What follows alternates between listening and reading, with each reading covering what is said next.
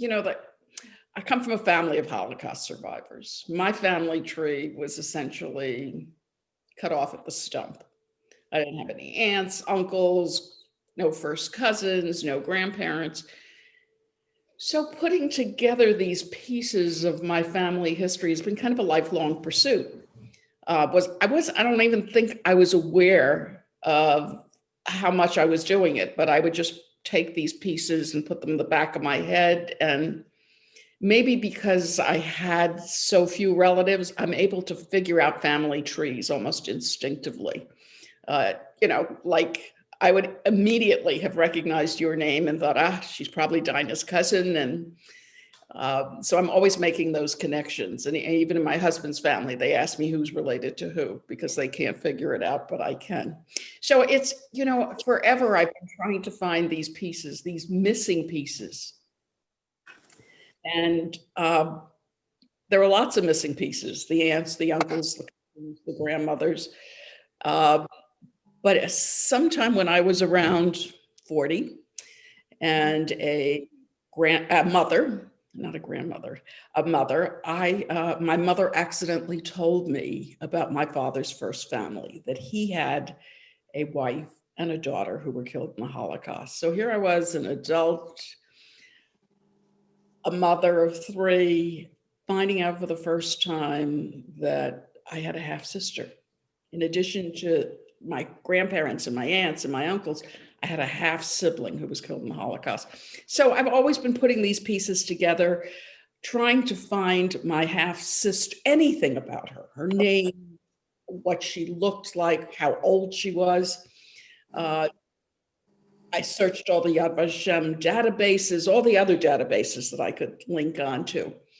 And there was no listing. She was one of about 1.5 million Jewish children who was murdered, and she had no name. And the fact that she even lived wasn't recorded anywhere.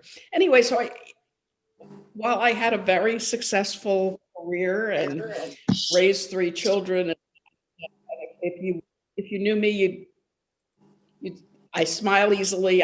Life has been good, but in the back of my mind, all these ghosts existed, and I was always trying. But I didn't know what I was going to do with it. So in 1998, our middle son, Jonathan, was spending the summer in Prague, and I suggested he needed a topic for a senior thesis. And I suggested that he, since he was already in Prague, go to the Ukraine and see if he could find the family that hid my father, and go to the village and see what he could find out about my father's family. And we have the only picture I have is a tiny little picture that's kind of rumpled of my father and the family that hid him. My father, another man, and 2 women. Jonathan went. He spent about 5 days. It was before cell phones. And, we were so anxious every night to make sure he made it out of Ukraine safely. He came back. He found absolutely nothing. But because he found nothing, his senior thesis became a novel. And he wrote Everything is Illuminated, you may have heard of. It, in fact, became a best-selling novel. And then a movie. And so what happened is people started to call me and they would say, I can't believe he wrote that book. None of it is true. And, I'd respond, well, of course it's not true. It's fiction. But people would then say to me, but I know the real story. And they would start to give me pieces of the story that I didn't have. And so I started to put them in the back of my brain and kind of like a puzzle started to put them together. Then in 2009, and then as I traveled the world, and I was lucky enough to, you go to Israel, you meet people. I sought out people who came from these villages to see what other information I could put together. In 2009, I had the opportunity to go to Ukraine myself. I went with my oldest son, Frank. who was then the editor of the New Republic. He's a historian and a journalist. And we took this amazing trip, and everywhere we went, we found people who could give us a piece of our story. This is unprompted. They would say, oh, there's a woman who lived in that house and she left just as the war was started. And they would tell me my mother's story, or who, it was just everywhere. And it was probably because we went at just the right time. A lot of those people have since died. And it was 65 years since the Holocaust, so they were ready to talk.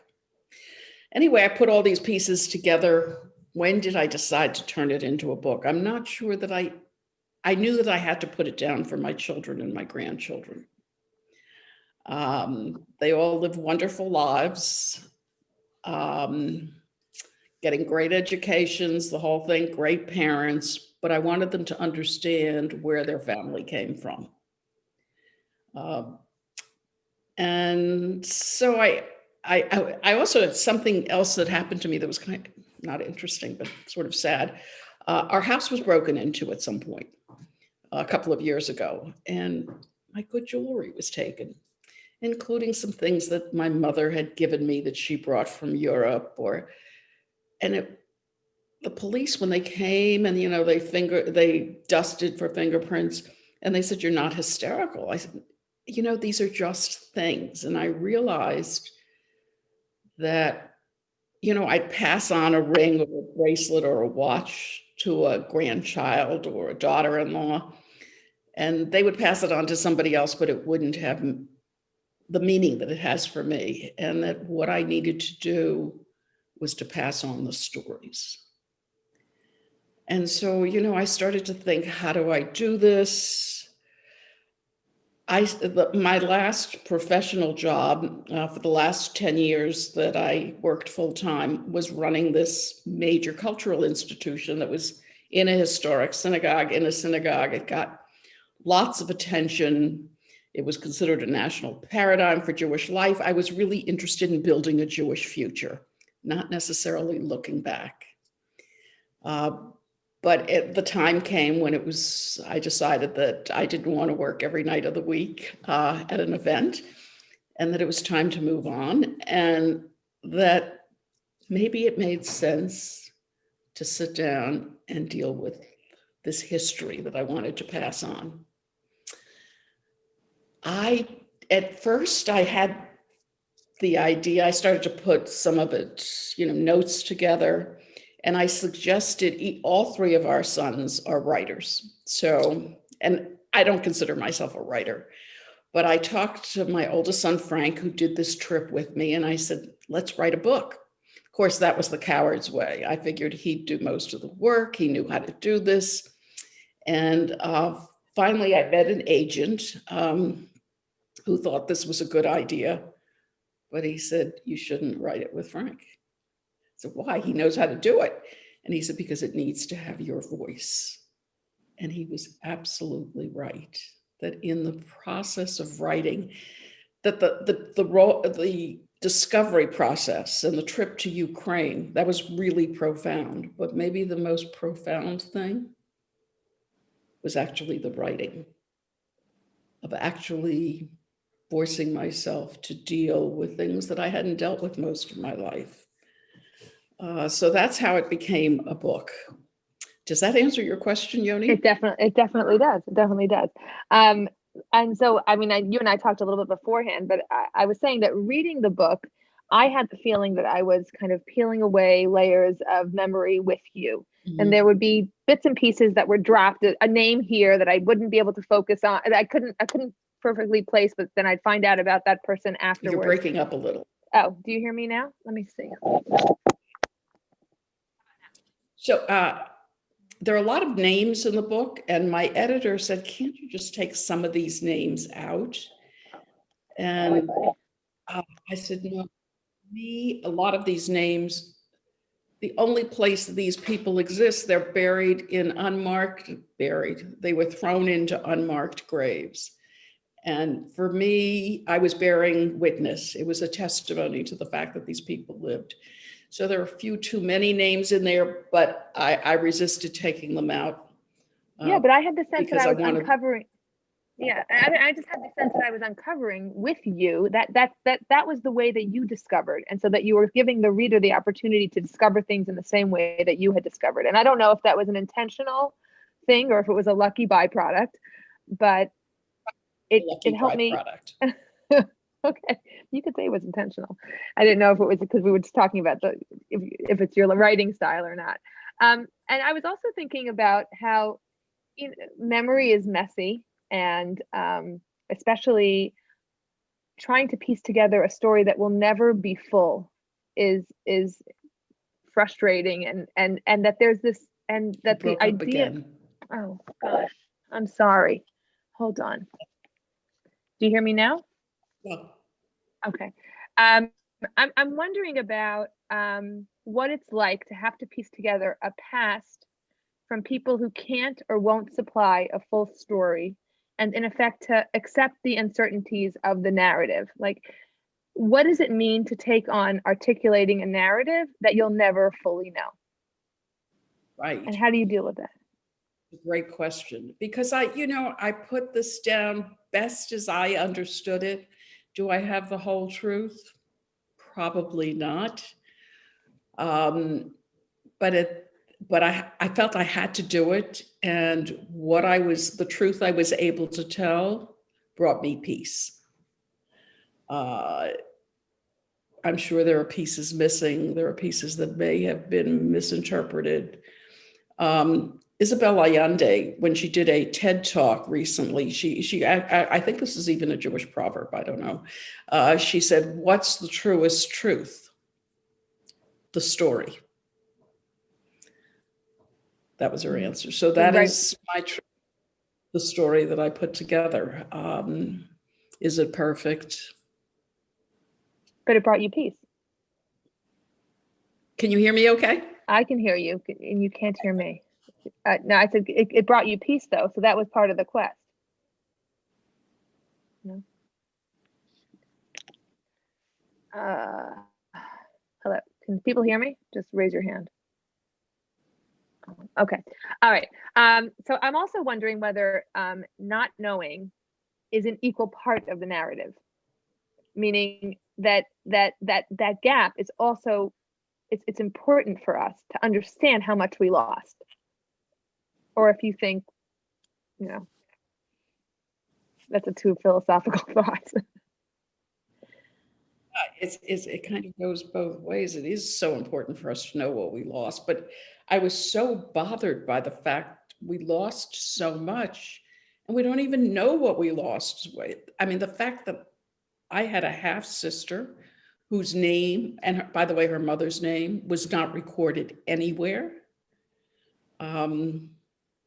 And what we lost, I went back to these shtetls, which when I went back in 2009, were probably not that much different than when my mother was born in 1920.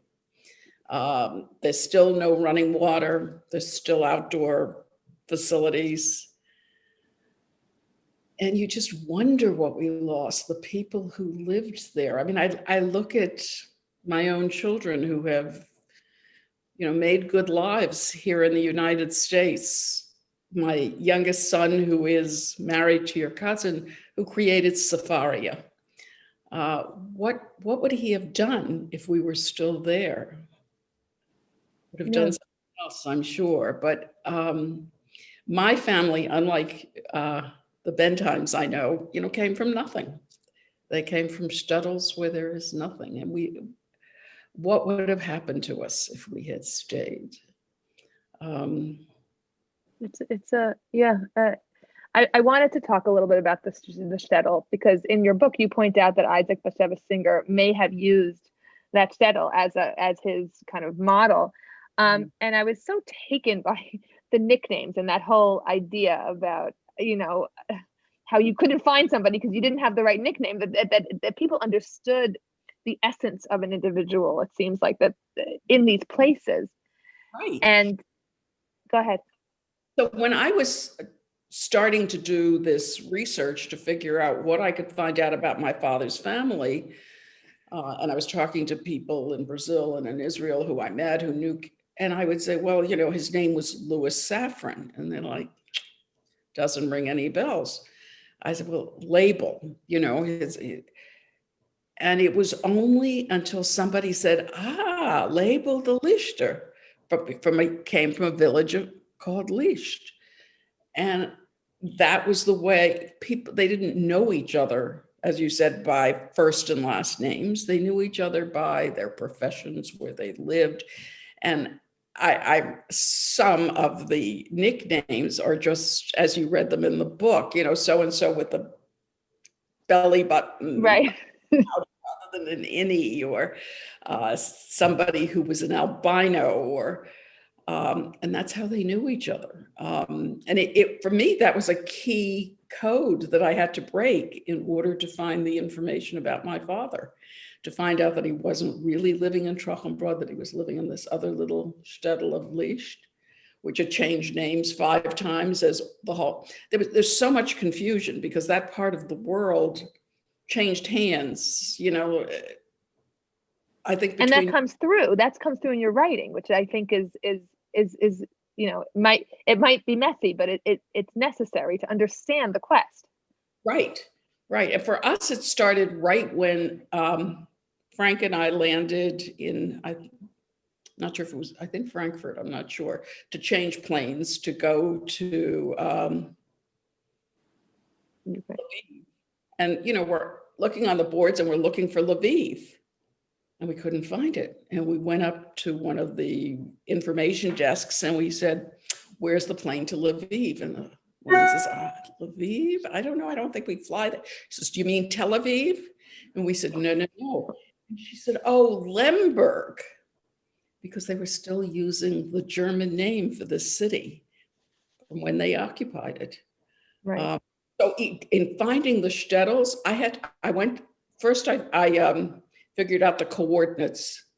Went to the Library of Congress. Spent 2 days at the Library of Congress, going through old files and old microfiche and whatever I could come up with to find these shtetls, what their names were at different times, depending on who the occupying force was. In order to unravel the story. And you and I talked a little bit about kind of shtetl life and some of the things that really had an impact on what made an impact on you. Could you talk a little bit about what you found was so fascinating or new about the shtetl life? So I didn't really understand where I was going. I was going to these villages my family came from, one of which had been totally destroyed, because Trochenbrod, where one of my grandmothers lived and where my father was raised, was a totally Jewish shtetl. And after the Nazis left, there was no reason to keep it. The Russians finally just demolished it.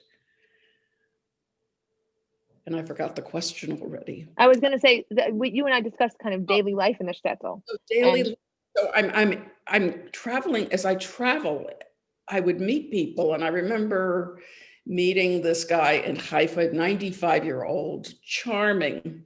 And he was the one who broke the code and told me what my father's nickname was.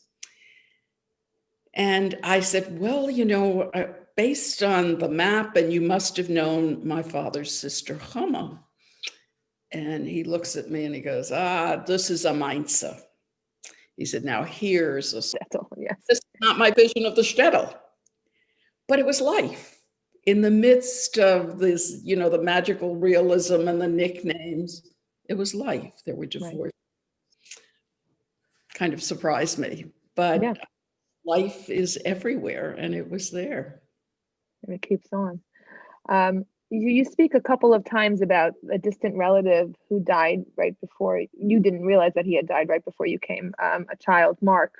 And there's something about his memory that has become very significant to you. And I wonder whether you could talk about that. And both in the juxtaposition of your arrival and his having just passed away, and the role that you took on as kind of the keeper of memory. It's a long question. I was born in Lodz, Poland. I have a falsified birth certificate that says I was born in Signheim, Germany.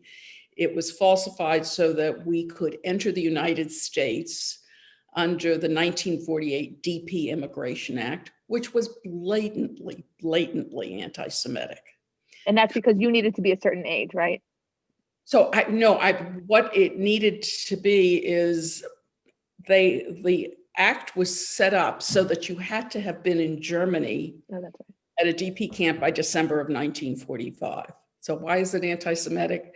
Because most of the Jewish survivors, and about 250,000, a lot of them were Polish Jews who were in the East. And by December of 45, they didn't have enough time to get to Germany. And Congress knew very well what it was doing. It was so anti-Semitic that Truman didn't want to sign it, but it was like the end of Congress. And if he didn't sign it, there wouldn't be time to enact a new Immigration Act. It allowed 200,000 displaced persons to enter the United States. Of that, a little over 50,000 were Jews. Because as a member of I don't know if he was a member of the Canadian Parliament, said when they were talking about immigration, of taking these DP refugees, he said none is too many when he was talking about the Jewish refugees. So an act that brought in 200,000 refugees brought in a little over 50,000 Jews and about 10,000 Nazis. You know, and it's kind of interesting to think about all this today. So my birth certificate was changed because if my parents had said I was born in Poland after that date, it would have been clear they hadn't been in Germany and they wouldn't have qualified. So we had all sorts of, I have a lot of the documents now and I can see how numbers were changed. My father was certified as a first-class farmer because the Immigration Act wanted 30% of the people who entered the US to be farmers. He wasn't a farmer. But your father was so industrious. Wow, the stories that you tell about him. And these camps, by the way, were so horrible, these DP camps. Some of them were set up in former concentration camps. And as I was writing this book, and I start in the book talking about my birth certificate that is falsified, my husband said, well, you can't do that. He's a lawyer. He said, you just can't say that. And because of some friends, I made an appointment with an immigration lawyer, the head of the US Immigration Lawyers Association, who's Jewish. And I said, so what are my risks? And he said, I'm not going to tell you that you're without risk, that the Trump administration has set up an office of denaturalization to denaturalize American citizens who have somehow come here under false pretenses. And when I said to him, what should I do? And he said, maybe get a Polish citizenship as backup, a Polish passport. And then he tells me that he has a German passport because his parents were German refugees. It was a startling moment. I was thinking a lot about your title, and I'm wondering if it's purposely ambiguous. I mean, I know for me it evolved over time, and I'm wondering if that's what you had in mind. Well, I'd be interested in knowing how it evolved for you. I really struggled with the title. It's certainly a book about tragedy, but it's also a story of triumph. We made it. We're here. Who are you talking to? Who do you want to know is still here? Well, originally the title came because, I want the world to know that we did survive. Some of us survived and we're making a mark. The title originally came because I decided I wanted to leave something behind when I went to these shtetls, when I went to these mass graves where my whole family is buried. And we do a Shana Tova card. And it's really important to me to have our whole family there and to watch as their spouses and grandchildren and to see the family has grown. And every once in a while we have to Photoshop it because one of the kids doesn't want to be in the picture. So I decided that I would bring that with me. And as I stood at these mass graves, and unfortunately I had to visit a lot of them because my family is buried in a number of different places in what is now Western Ukraine, was Eastern Poland. And, we said Kaddish, and I decided that I would take this picture of who our family is now and bury it in each of those mass graves. Now, why was I burying it? Who was going to see it?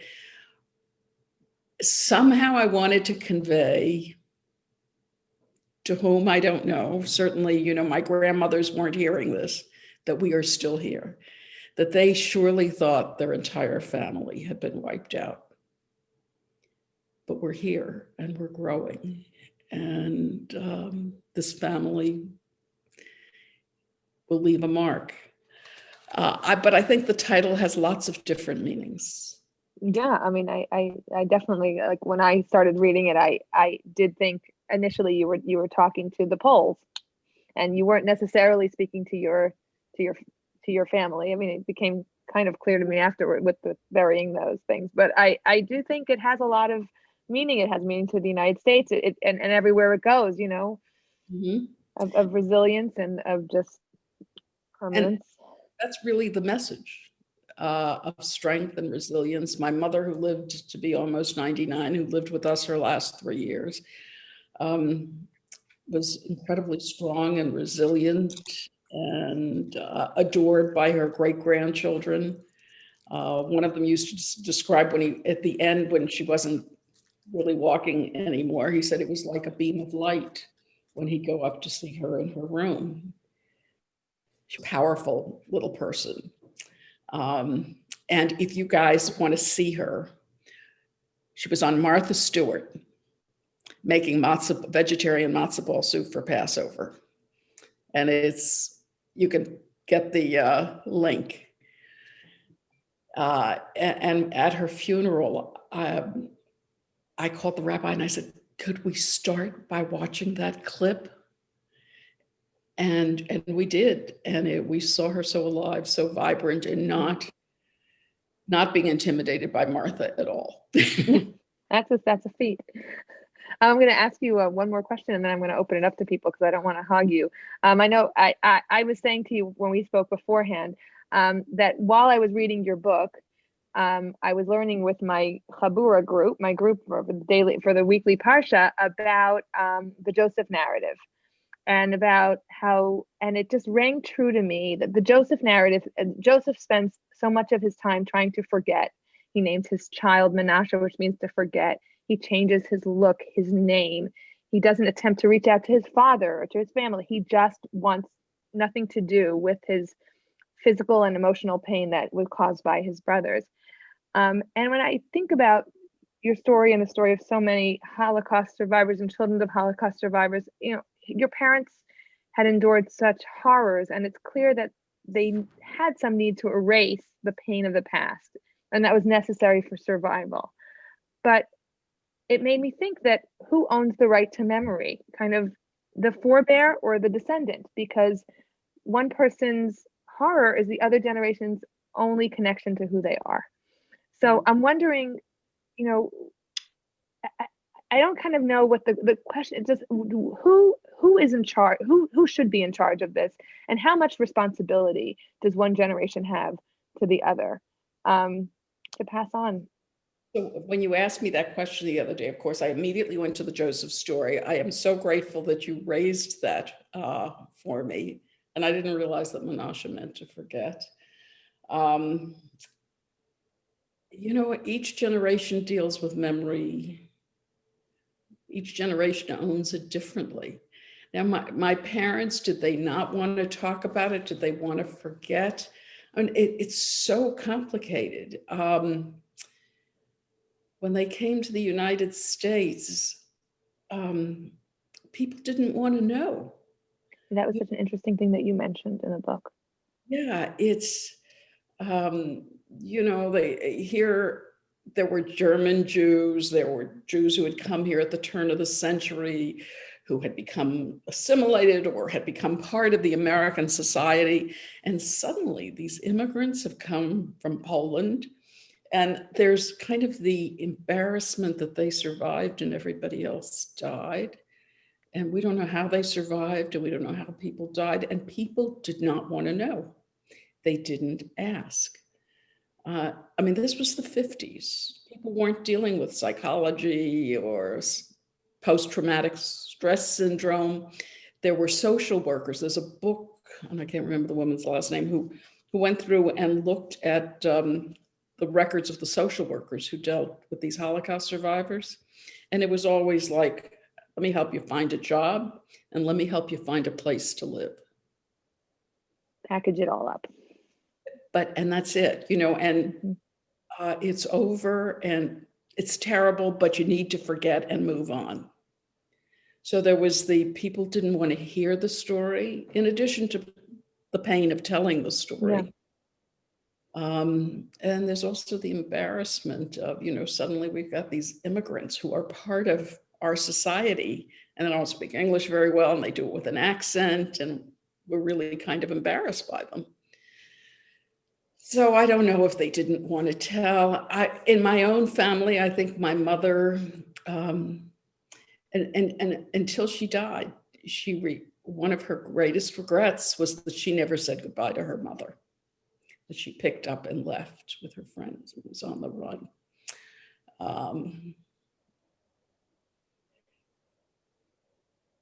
Yeah, that gets me. The shoe, that's true. But she also didn't want to inflict pain on her children, to tell these horrible stories to her children. It's bad enough that she had to suffer with it. She, however, was really, when you talk about memory, loved talking to her grandchildren. Between the generations, my mother's and mine, we were inflicting pain. If I asked her a question, it would be painful for her to answer. It was painful for me to ask. But her grandsons were her immortality. And the first really good interviews we have of the story were our oldest son, Frank, when he was in high school. He had a break. I don't know if it was summer break, and he decided to interview her. And he got a tape recorder, which is what you did in those days. And he told her he'd take her to any grocery store she wants, and she could search for any bargain she wants. And of course, she clipped coupons and knew where every bargain was. And he did that for several weeks with the tape recorder between them. And she loved telling him the stories. I'm sure that the really awful parts she didn't tell him, but she wanted him to know. And it was a different intergenerational dynamic. Yeah. So, I mean, I really, really enjoyed reading the story, and I really also the Ziplocs. I love the Ziplocs and how you made memories tangible. And are they behind you? I know you mentioned that something's on a.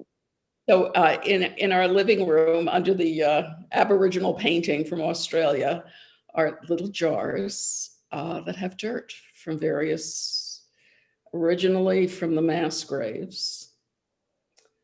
Although, it'll have the name of the shtetl. One of my sons said you can't put mass grave under because the kids are going to, the grandchildren go mass grave.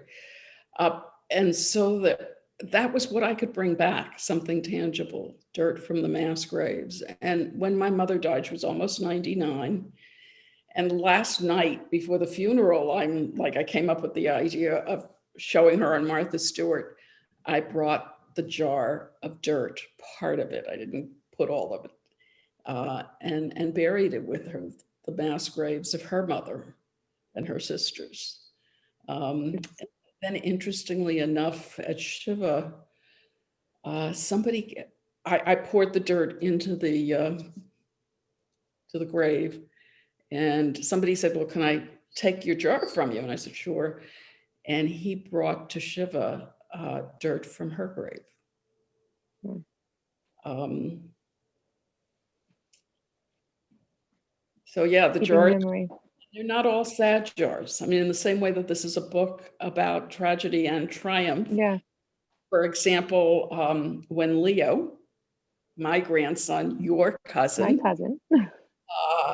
went to Israel for the first time, I think he was 4, and he's seen my jars. So he brought me back in a bag sand and shells from his first visit to the beach in Israel. And I it's mean, that's stamped. an essentially Jewish thing, right? Everyone always talks about bringing back Yeah. soil from Israel. So And it they're has all its colors. It looks like it's a whole bunch of different colors. It's vibrant. like, There's life in the soil. yeah, the soil is different. I mean, if you go up into Iceland and Hawaii, where there are black beaches and some where there are white sand beaches, but they become the memory that I bring back. Well, thank you very much. I'm going to open the floor to people to ask questions. Just unmute yourself kind of one by one, I guess, if you want to have the opportunity. Or raise your hand or something. Anybody have any questions? I mean, I have. Oh, did we answer them? Here So I I'll would ask a question. we go. go ahead. Hi, I really enjoyed your book. Thank you so much. This is really an honor to talk to you. You were just sort of touching on this, but I just want to push you a little more if you don't mind. You know, your mother in the book was clearly pretty unenthusiastic about these trips Oh, wow. and about the research in general. And I wondered, like, when and to what degree did it give you pause that she was really against this? And sort of how did you deal with like that, you know, that pressure on you to not as you went through the process? And including up to and including writing the book itself. Right. So one of my gifts as a person is my mother's strength. And so we were 2 strong women dealing with each other. And yeah, before I took the hardest thing, you know, I had decided to go. I'd done all this research. I was ready. I figured out which airline to fly that, you know, didn't have that had a name I could recognize. But how was I going to tell my mother? Here I was already a grandmother, and I was terrified of telling my mother. And finally, I was leaving like within a week, and I just couldn't disappear for 10 days. She knows she would hear from me every day. And finally, I don't know if I summoned up the courage or I just was out of options. So I called her and I told her I was taking this trip. And her first reaction was she said, how can you do this to me?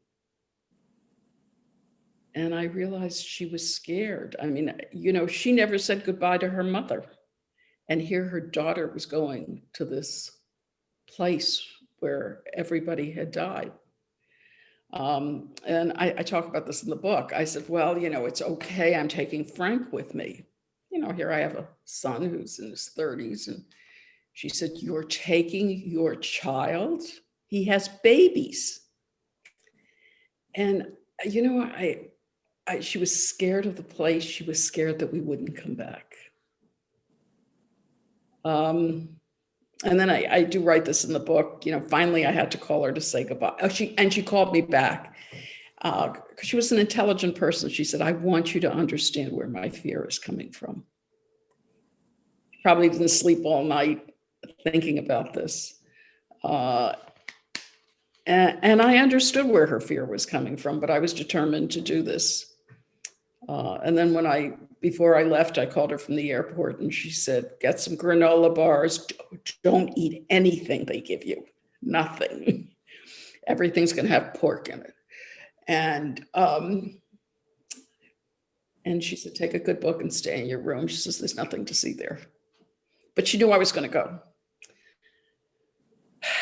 You know, it was hard. The hardest thing was telling her. And then when I came back, I would put pictures on the table and let her take the lead with what she wanted to ask about. And sometimes she would look at them and then she would push them aside. And then there were things she would say to me like, well, you didn't go to the end of the street where the synagogue used to be. You know, I was telling her the route I had taken.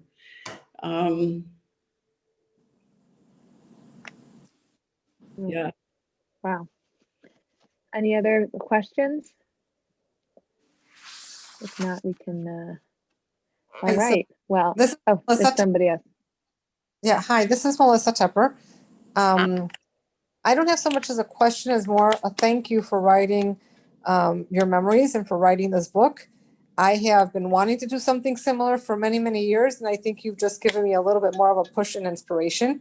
While my grandmother was not a survivor of the Holocaust per se, but she left right around the time that World War II started, and my mother was born in France as they were leaving to Cuba.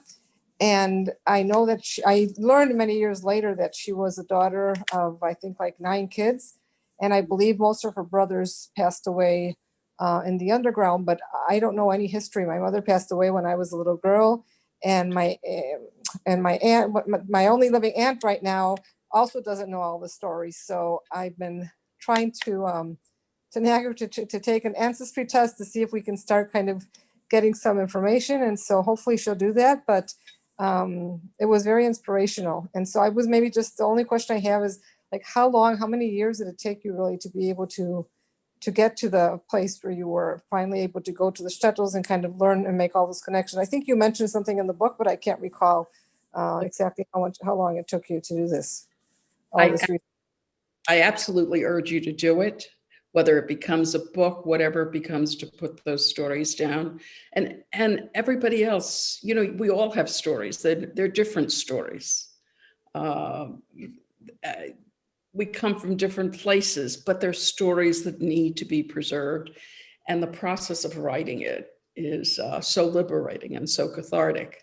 So how long did it take me? I always put pieces together. I probably started when I was, a toddler. The writing itself took about 1.5 years. I kind of wished I had more time, but I had a deadline. The other interesting thing about the writing is my mother died December 18th, 2018. And my book was due February 1, 2019. And I had, being a good girl, I had it all done, and I was going to meet my deadlines, even though I knew she was declining. But between the time that she died and the time that I turned it in, I was able to go back and to put emotion into the book that I wasn't able to do while she was alive, to tell stories that even though, she was upstairs in my house at that point, she wasn't coming down. But I just couldn't do it while she was alive. There were stories probably that she didn't want me to tell. And I didn't tell them until I could. But yeah, please put your stories down, whatever they are. They are so precious. Thank you. You'll never regret it. Go for it. Inspiration of wanting to do it is exactly the same thing that you mentioned, to leave those stories to my children. So God willing, I'll get to the point where I can start doing it.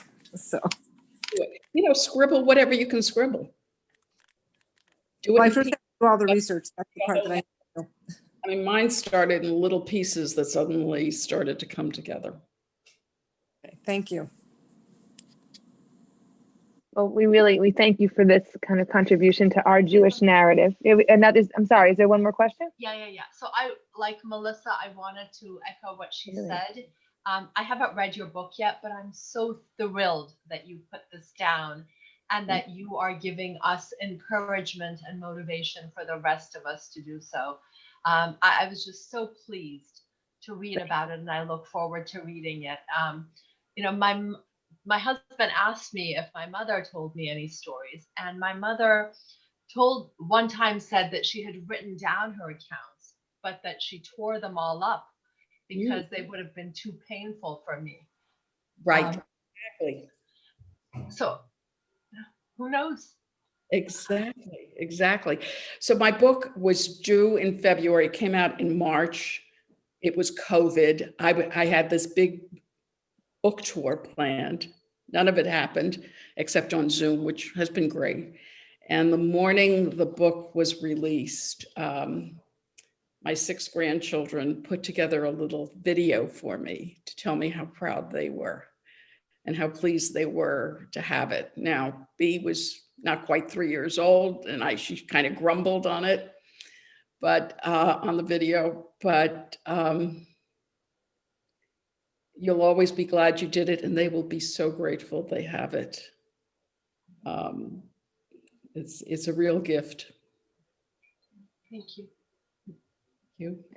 Thank you. Okay. I don't want to sum up before. Okay. I finally can sum up. I really want to thank you for this contribution to kind of our national history and our personal history. I really, I'm looking forward to seeing what your next project is, because you, like your sons, are a very good writer and have so much to give to all of us. And we really appreciate the gift. So thank you. And thank you for coming. And I encourage people to be, and this is author Zoom next, I don't remember who next month is, but stay tuned. Thank you for the inspiration you gave me. I'm going back to the Joseph story. Safaria, got it from Safaria. Yeah, and who owns memory. No, I love doing these because I get as much as I give. Thank you so much. Good night, everybody. Thank you. Good night. Good night. Thank you. Thank you. Good night, everyone.